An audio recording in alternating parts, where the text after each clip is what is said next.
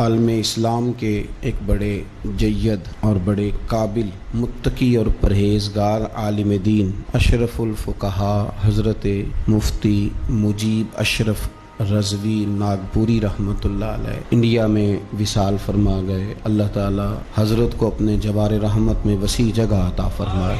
بہت سارے ملکوں میں حضرت کا فیضان ہے، بہت سارے لوگ آپ کے تربیت یافتہ ہیں، شاگردوں کی عقیدت مندوں کی تعداد بہت بڑی ہے، بے شمار آپ نے مدارس قائم فرمائے۔ مجھے بھی حضرت صاحب سے نیاز مندی کا شرف حاصل رہا، بریلی شریف میں بھی، مکہ مکرمہ میں بھی، مدینہ طیبہ میں بھی، مینا میں بھی اور عرفات میں بھی۔ میں نے انہیں بڑے قریب سے دیکھا اور میں نے انہیں سنت اور شریعت پر سختی سے عمل کرتا ہوا پایا۔ اپنے مزاج کے لحاظ سے انتہائی شفیق تھے، نرم تھے، لیکن شریعت پر عمل کرنے کے حوالے سے ان کی طبیعت میں بڑی سختی تھی۔ کل صبح ان کا وصال ہو گیا۔ اللہ تبارک و تعالی ہمیں ان بزرگوں کے نقوش قدم کو سمجھنے کی اور اس پر چلنے کی توفیق رفیق عطا فرمائے۔ 3 سال مسلسل حج میں میری ان کے ساتھ رفاقت رہی، میں ان کی خدمت میں حاضری دیتا، ان سے بہت کچھ سیکھتا، بہت ساری چیزیں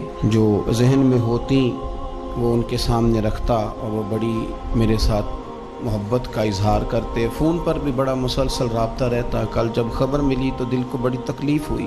ضرورت جتنی بڑھ رہی ہے صبح دوراں کی، اندھیرا اور گہرا ہوتا جاتا ہے، اور پھر ہندوستان میں رہ کر مسلمانوں کی قیادت کرنا، ان کو سنت اور شریعت پر صرف تبلیغ نہ کرنا بلکہ عمل کر کے دکھانا، یہ ان لوگوں کا بہت بڑا کام ہے۔ اور میں سنی سنائی بات نہیں کر رہا، میں نے انہیں قریب سے دیکھا۔ انہوں نے 30 کے قریب حج فرمائے اور میں نے ان کی بڑی دلچسپی دیکھی، اللہ کے گھر سے اور رسول اللہ کے در سے بڑی دلچسپی۔ مجھے یاد ہے کہ میں مدینہ شریف میں تھا تو میں نے فون کیا حج کے موقع پر، چونکہ مسلسل 2 سال ملاقات رہی تو تیسرے سال میں نے فون کیا تو فرمانے لگے میں سوچ ہی رہا تھا کہ ان کا فون ابھی تک کیوں نہیں آیا، اور سوچ رہا تھا کہ مجھے ہی کہیں سے نمبر مل جائے تو میں ان سے بات کروں، تو آپ تشریف لے آئیے۔